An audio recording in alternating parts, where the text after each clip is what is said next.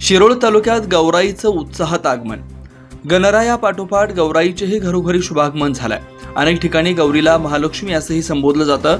गौरीचं आगमन झाल्यानंतर घरोघरी पारंपरिक पद्धतीनं पूजा करून नैवेद्य दाखवण्यात आला. गौराईचं घरामध्ये आगमन झाल्यानंतर हळदीच्या ठशाने चंदनाचं बोट लावलेल्या पावलांचे ठसे घरभर उमटले. गणरायाच्या आगमनानंतर घरोघरी वेध लागतात ते गौरी आगमनाचे.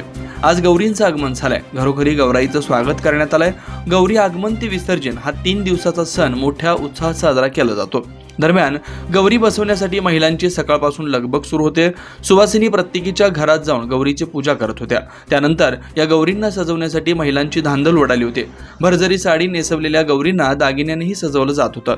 आज महिलांच्या या सणामुळे फुलांचे दर वाढले होते. मोगऱ्याचा विधभर एकेरी गजरा चक्क 10 रुपयांना विकला जात होता, तर गौरीसाठीची शेवंतीची वेणी 20 ते 30 रुपयांना विकली जात होते. तसेच आगमना दिवशी गौरीला भाजी भाकरीचा नैवेद्य दाखवला जातो. त्यामुळे शेपू आणि भोपळ्याच्या पानांची भाजी मुबलक प्रमाणात विक्रीस आलेली होती. शेपूची पेंडी 10 रुपयांना विकली जात होती.